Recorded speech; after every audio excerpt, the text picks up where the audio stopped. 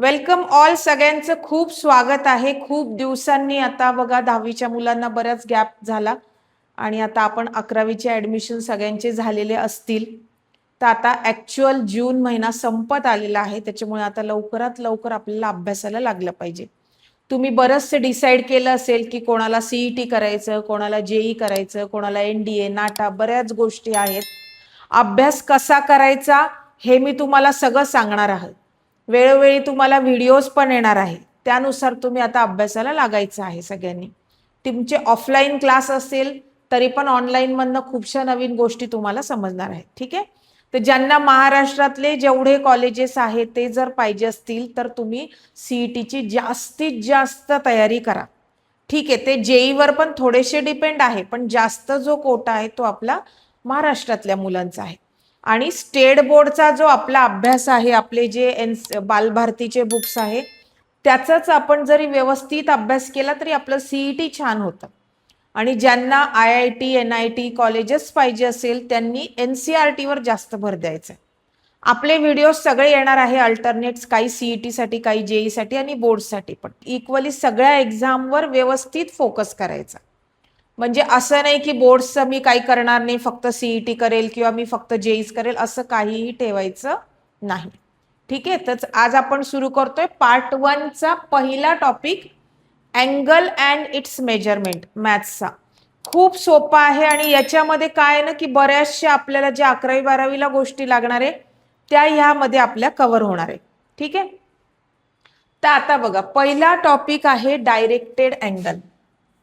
तर directed angle म्हणजे काय बघा, सपोज ही एक रे कन्सिडर केली आपण, ही रोटेट केली म्हणजे आपण असं काही उचलून फिरवणार नाही, इमॅजिन केलं. कुठपर्यंत रोटेट केलं आपण, till we get the position of ray OB. तर हा जो अँगल फॉर्म होतो ना रोटेशनने, याला म्हणायचं डायरेक्टेड अँगल. आपण शाळेमध्ये असताना जेव्हा प्रोटेक्टरने अँगल काढत होतो तेव्हा असंच करायचो आपण, फक्त आपण ते लक्ष देऊन करत नव्हतो. असं प्रोटेक्टर ठेवलं की आपण असं हात रोटेट करायचो, म्हणजे तो काय झाला, ड्यू टू रोटेशन. ठीक आहे. तर त्याला म्हणायचं directed angle. OA is called as the initial arm, सुरुवातीला घेतो ना आपण ती म्हणून, आणि OB is called as a terminal arm. हे खूप सोपं आहे, फक्त तुम्हाला समजणं गरजेचं आहे. आता कुठेही अशी येणार नाही क्वेश्चन की राईट द डेफिनेशन ऑफ वगैरे, याची डेफिनेशन काय, असं कुठेही मॅथ्स मध्ये येणार नाही. डिफाईन ही गोष्ट 11वी 12वीला नाही. मग हे का लिहायचं, तुम्हाला जितकं चांगलं समजेल ना तेवढं जास्त तुम्ही चांगले MCQ सोडवू शकता CET आणि JEEचे. म्हणून हे सगळ्या गोष्टी एकदा हाताखालून पण गेल्या पाहिजे. नोटबुक तयार करायची सगळ्यांनी, त्याच्यामध्ये या सगळ्या गोष्टी लिहायच्या. हा पॉइंट कळलाय सगळ्यांना? मला कमेंटमध्ये टाकायचं आहे येस नो. तुमचे काय डाऊट्स असतील ते पण टाकून द्या. ठीक आहे. आता हा जर अँगल आपण असा मोजला ना, म्हणजे असा उलट प्रोटेक्टर धरलं आणि असा काउंट केला, तर हा जो अँगल असतो तो असतो निगेटिव्ह अँगल. ठीक आहे. मग निगेटिव्ह म्हणजे काय, जर अँगल आपण क्लॉकवाईज मेजर केला तर तो काय असतो, निगेटिव्ह. आणि पॉझिटिव्ह अँगल हा आपण वरचा जो आहे तो अँटी क्लॉकवाईजने मेजर केला, म्हणून याला काय म्हणायचं, पॉझिटिव्ह अँगल. आणि हा क्लॉकवाईज मेजर केला म्हणून हा काय झाला, निगेटिव्ह अँगल. इथपर्यंत समजलंय? हा एक महत्वाचा पॉइंट. क्लॉकवाईज मायनस थीटा आणि अँटी क्लॉकवाईजला काय तो अँगल प्लस थीटा. क्लिअर झालं? आता हे तुम्हाला at the end of 12 CET JEE प्रत्येक ठिकाणी निगेटिव्ह अँगल आले की तुम्हाला असं वाटायला नको निगेटिव्ह म्हणजे काय. तर निगेटिव्हचं मिनिंग एकच आहे, अँगल कसा मोजलेला आहे, इन द क्लॉकवाईज डायरेक्शन. आणि पॉझिटिव्ह म्हणजे angle in the anti clockwise direction. Concept एकदम क्लिअर झाली? आता याच्या ज्या थेरी नोट्स आहे ना ते मी तुम्हाला टाकेल नंतर. थेरी नोट्स मी माझ्या हाताने लिहिलेल्या नोट्स टाकेल, एका लिंक देईल मी तुम्हाला, ते तिथे जाऊन तुम्ही ते थेरी नोट्स बघून त्याच्यामधनं उतरवून घेऊ शकता. हा पॉइंट क्लिअर झालाय? आता पुढचा बघा, हे झाल्यानंतर वेगवेगळे अँगलचे टाइप्स आहेत. What is zero angle? सोपं आहे, फक्त एकदा फास्ट आपण करून घेऊ. झिरो अँगल म्हणजे काय? जर आपण रोटेशनच नाही केलं, समजा इनिशियल आर्म आपण फिरवलीच नाही, रोटेटच नाही केली, तर अँगल तयारच होणार नाही. That is called as a zero angle.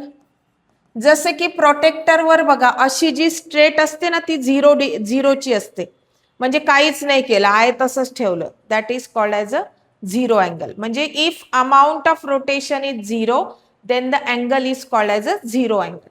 Second आहे वन रोटेशन अँगल. हे फास्ट घेऊन टाकू आपण, सोपं आहे, खूप काही अवघड नाही याच्यात. One rotation angle. आता वन रोटेशन अँगल म्हणजे बघा, जिथून आपण इनिशियल आर्म स्टार्ट केली, फिरून आपण तिथेच जर आलो, that is called as a one complete rotation angle.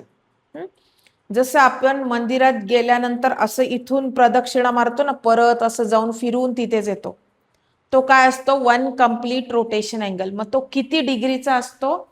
360 degree. असा केला तर पॉझिटिव्ह. अगेन इथे तीच कन्सेप्ट आली, पॉझिटिव्ह. आणि उलट जर फिरलं तर निगेटिव्ह अँगल. क्लॉकवाईज आपण जर फिरलो तर तो काय होईल? Negative angle. इथपर्यंत क्लिअर झालंय? हा झाला वन कम्प्लीट रोटेशन अँगल. त्याच्यानंतर स्ट्रेट अँगल. तर स्ट्रेट अँगल कितीचा असेल?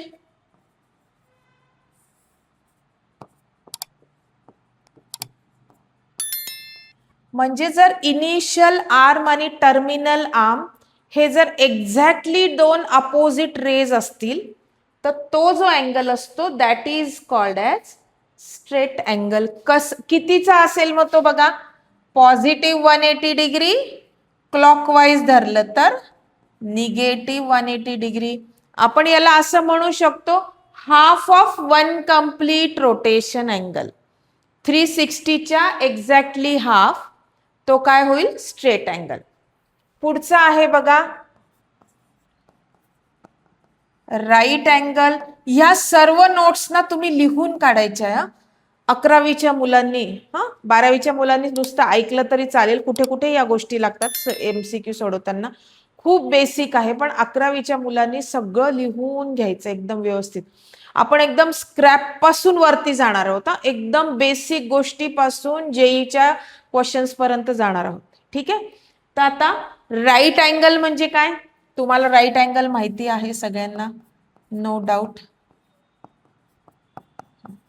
हा जो असतो ना, हा असतो राईट अँगल. मग आपण काय म्हणू शकतो? 1/4 ऑफ वन कम्प्लीट रोटेशन. म्हणजे 360च्या 1/4 part is the right angle. 1/4 of 360 degree, याला आपण काय म्हणणार? Right angle. क्लिअर झालं इथपर्यंत? क्लिअर झालं असेल तर मला थंब टाका, कमेंट सेक्शन मध्ये सगळ्यांनी थंब टाका. ठीक आहे. याच्यानंतर आहे स्टँडर्ड अँगल.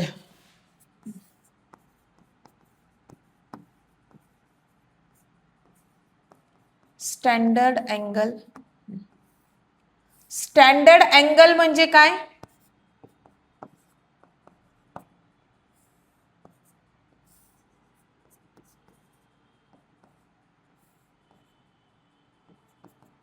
आता बघा, हा जो AOC आहे ना, हा आहे स्टँडर्ड अँगल. त्याच्यानंतर AOB पण स्टँडर्ड अँगल आहे. AOC, AOB, AOD, AOE. म्हणजे काय? ज्या अँगलचा vertex is at origin, initial arm is X axis, positive X axis, त्याला काय म्हणायचं? Standard angle. ठीक आहे. मग कोणता अँगल स्टँडर्ड नाहीये? COB is not a standard angle. का? व्हर्टेक्स ओरिजिनला आहे, पण OC ही एक्स ॲक्सिस नाहीये ना, म्हणून तो स्टँडर्ड अँगल नाहीये. इथपर्यंत समजलंय सगळ्यांना? आता पुढे बघा, कोणता अँगल कोणत्या क्वाड्रंट मध्ये असतो? तर अँगलची जी टर्मिनल आर्म आहे ती ज्या क्वाड्रंट मध्ये आहे त्या क्वाड्रंट मध्ये तो अँगल असतो. जसं की AOC फर्स्ट क्वाड्रंट मध्ये आहे, सो म्हणजे याची टर्मिनल आर्म फर्स्ट क्वाड्रंट मध्ये, so AOC lies in the first quadrant. AOB second, AOD third आणि AOE is lies in the fourth quadrant. इथपर्यंत नीट समजलंय सगळ्यांना? आता पुढचा जो पार्ट आहे ना बघा, sixth unit of angle measurement. बघा आतापर्यंत जे आपण अँगल मेजर केले तुम्हाला त्याचं एकच युनिट माहिती आहे, that is the degree measure. ठीक आहे. आता अजून एक आहे त्याला म्हणायचं रॅडियन मेजर. आता हे दोन्ही गोष्टी ना आपण खूप डीप मध्ये शिकणार आहोत, कारण MCQ ला हा टॉपिक जास्त महत्वाचा आहे. छोटे छोटे बरेचसे क्वेश्चन्स याच्यावरून येणार आहेत. आता पुढच्या व्हिडिओमध्ये आपण बघणार आहोत की डिग्री मेजर आणि रॅडियन मेजर म्हणजे काय. पुढचा व्हिडिओ जास्त इम्पॉर्टंट आहे, बिलकुल मिस करायचा नाहीये सगळ्यांनी. आणि वेगवेगळे असे आपले नवीन नवीन व्हिडिओज येतच राहणार आहे. चॅनलला सबस्क्राईब करा, तुमच्या फ्रेंड सर्कलमध्ये शेअर करा, डिस्कशन करा सगळ्यांमध्ये, म्हणजे तुमच्या जास्तीत जास्त कन्सेप्ट क्लिअर होत जातील.